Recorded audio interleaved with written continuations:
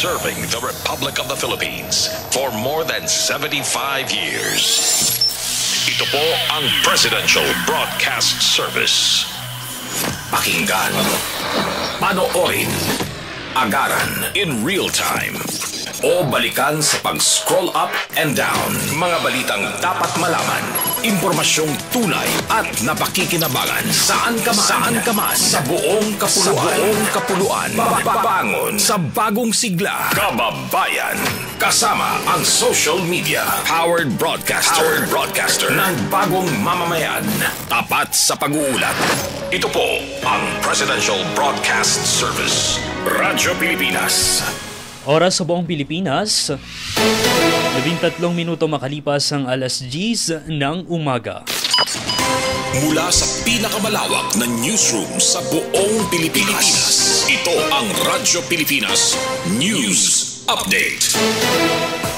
Magandang umaga Pilipinas, good morning Bigolandia. Narito na po ang mga balitang nakalap sa oras na ito. Radyo Pilipinas Weather. Signal number 1 itinaas na sa Sorsogon at Masbate dahil sa bagyong Wilma. Shear line patuloy na nakakaapekto sa panahon sa Kabikulan. Narito po ang pahayag mula kay DOST Pag-asa Weather Forecaster Melvin Almuhela. Magandang umaga po sa mga taga Radyo Pilipinas Albay. Base po dito sa Tropical Cyclone Bulletin number 13 na pinalabas po kanina ng Pag-asa ng alas 8. Si Wilma po ay napanatili niya po yung kanyang lakas at ito po ay nasa may bahagi ng silangan ng Kabisayan. At yung kanina nga pong alas 7 ng pagkaumaga, ang tropical depression na si Wilma ay tinatayang nasa layong 70 kilometers silangan ng Borongan City, Eastern Samar, o ito po ay nasa coordinates na 11.7 degrees north, 126.1 degrees east. Taglay pa rin po ang lakas na hangin na aabot sa 45 km per hour, malapit po sa gitna, at mga pagbugso ng hangin na aabot sa 55 km per hour. Patuloy pa rin po itong gumagalaw ng pakanluran, pero sa ngayon po ay mabagal po ang kanyang pagsitos. Mamaya pong pagkahapon, ito po ay inaasahan na sa may bahagi ng vicinity ng Santa Rita, Samar. At bukas po ng pagkahapon, ito pa inaasahan na sa may katubigan ng Barbas sa Antique, at sa Lunes po ng pagkahapon, ito pa inatayang na sa layong 215 km hilagang kanluran ng Puerto Princesa City, Palawan. Samantala, nakataas naman po ang Tropical Cyclone Wind Signal number 1 sa probinsya po ng Sorsogon. Then, kabilang po ang probinsya ng Masbate, kasama na po ang Ticao at Borayas Island. At ito pong sentrong si Wilma ay inaasahan po na patuloy nga po itong gagalaw na pakanluran, at ito po ay inaasahan na pwedeng tumama sa Kalopano. Maaari nga po itong maglandfall sa silangan ng Kabisayan ngayong pagkaaraw, at pagkatapos niyan ay ito po ay tatawid po sa Kabisayaan po hanggang bukas po na sa araw ng Linggo, at ito po naman ay nasa na lalabas po sa may bahagi ng Sulusi at tatawirin niya rin po yung bahagi po ng Palawan hanggang sa Lunes po. At ito po ay nasa naman po na maaari pong lumabas na sa Philippine Area of Responsibility sa Martes ng mga umaga po. At ito pong si Wilma ay inaasahan po natin na mapapanatili niya ang pagiging tropical depression, pero possible pa rin po pag nasa may bahagi na po ng karagatan po o dagat po ng Palawan ay maaari po itong mag-intensify into tropical storm. Sa ngayon po, shear line naman po ang nakaka-apekto sa may bahagi po ng silangan po ng Southern Luzon dito po sa Bicol region. At northeast monsoon naman po yung nakaka-apekto sa natitirang bahagi ng Luzon po. At ang probinsya po ngayon ng Sorsogon at ng Masbate ay makakaranas po ng may mga pag-ulan at pagbugso nga po ng hangin. Dulot nga po ng tropical depression na si Wilma, at ang natitirang bahagi naman po ng Bicol sa ngayong araw ay makakaranas po ng maulap na kalangitan na may kalat-kalat ng mga pag-ulan at pulo-pulong pagkidlat pagkulog. Dahilan naman po sa shear line. At bukas po sa araw ng Linggo, ganun pa rin po yung inaasahan po natin. ang Bicol region ay maulap na kalangitan na may kalat-kalat ng mga pagulan at pulo-pulong pagkidlat, pagkulog. Dahilan po sa combination po o combined effect ng shear line at tropical depression na si Wilma. Pero sa araw po ng Lunes ay inaasahan na po natin na mag-i-improve na po yung weather condition po natin dito po sa buong Bicol region. Pero inaasahan pa rin po natin sa Lunes ay makakaranas pa rin po tayo ng mga mahina hanggang sa katamtaman na pagulan. At sa araw po ng Martes at Miyerkules ay inaasahan na rin po natin na maayos na po yung panahon po natin. Pero expected pa rin po na maaari pa rin po tayong makaranas ng mga pagulan at pagkidlat, pagtulog po. Kaugnay na balita, alinsunod sa direktiba ni Pangulong Ferdinand R. Marcos Jr. na siguruhing walang maiiwan sa gitna ng sakuna.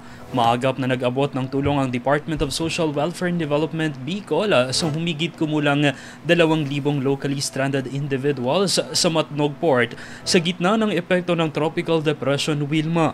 Ipinamahagi ng ahensyang ready-to-eat food packs bilang agarang suporta sa mga pasaherong hindi makabiyahe.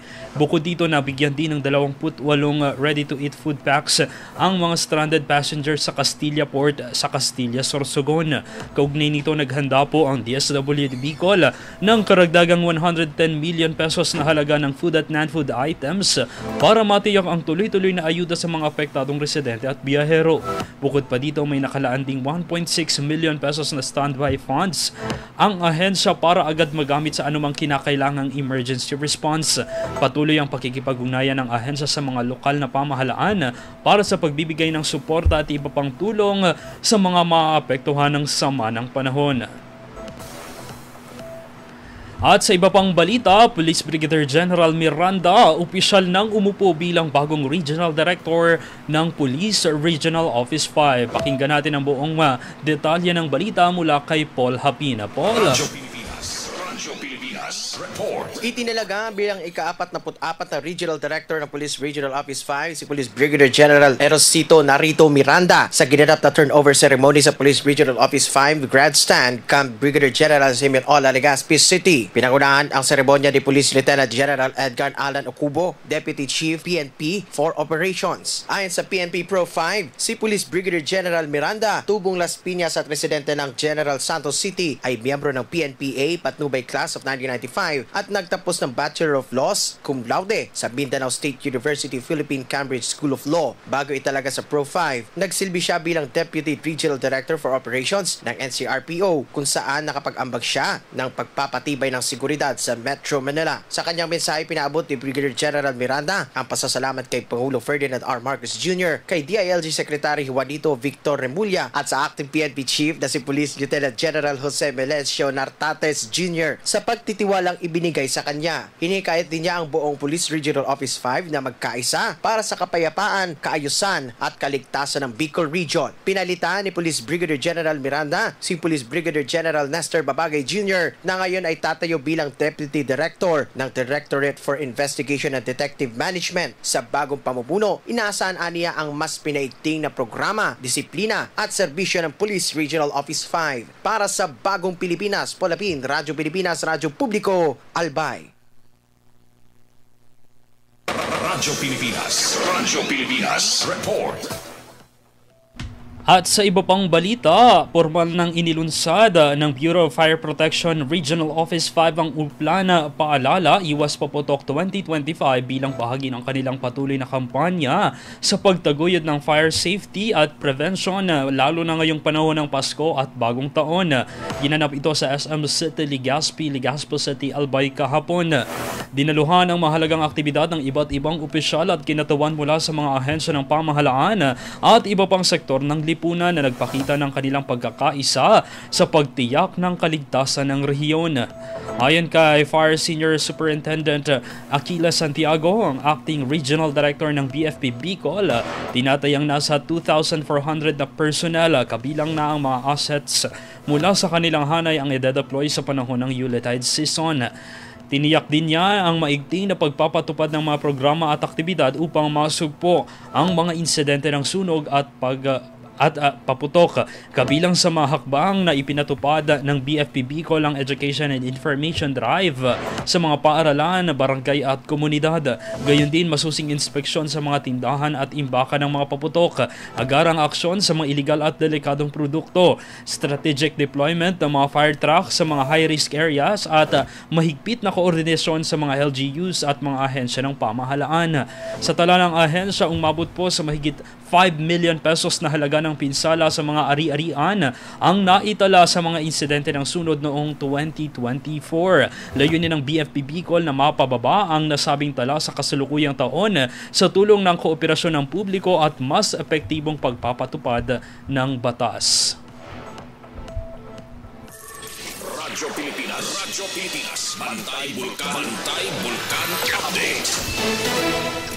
PVOX nakapagtala ng 14 na rockfall event sa Bulkang Mayon sa nakalipas na 24 oras. Ang balitang yan ihahatid sa atin ni Paul Hapin. Radyo Pilipinas, report. Sa nakalipas na 24 oras, walang naitalang volcanic earthquake ang PVOX sa Bulkang Bulusan batay sa kanilang ulat ngayong umaga, December 6. Wala ring nasukat na sulfur dioxide flux sa bulkan base sa kanilang pinakuling monitoring nitong November 17. Naitala din ang pamamaga sa bulkan. Sa ngayon, nananatiling nakataas ang alert level 1 sa Bulkang Bulusan kung kaya't mahigpit na pinagbabawal ang pagpasok sa loob ng 4 km permanent danger zone at ang pagpasok na walang pag-iingat sa 2 km extended danger zone sa gawing timog silangan ng bulkan. Ipinagbabawal din ang pagpalipad ng anumang sasakyang panghimpapawid sa ibabaw ng bulkan. Samantala, sa nakalipas sa 24 oras, nakapagtala ang PVOX ng 14 na rockfall event sa Bulkang Mayon. Nasa 534 na tonelada kada araw ang sulfur dioxide flux ng bulkan base sa pinakuling monitoring ng ahensya nitong November 19. Naitala din ang pamamaga sa bulkan. Sa ngayon, mahigpit ipinagbabawal ang pagpasok sa loob ng 6 km permanent danger zone at ang pagpalipad ng anumang sasakyang panghimpapawid sa ibabaw ng bulkan. Paalala din ng ahensya sa publiko na maaaring maganap ang steam of phreatic explosion sa bulkan o magkaroon ng rockfall mula sa tuktok ng bulkan. Maaari ding maganap ang pagdaloy ng lahar kung may matinding pag-ulan. Para sa Bagong Pilipinas, Palapin, Radyo Pilipinas, Radyo Publiko, Albay. Radyo Pilipinas, report. At yan po ang mga balitang nakalap sa oras na ito. 18 days na lang, Pasko na. At yan po ang ating paspasang balitaan upang manatiling updated sa ating i-like at i-follow ang mga official social media accounts ng Radyo Pilipinas Albay. Buong pwersang magbabalita, ito po si Gary Carl Carillo. Magandang umaga.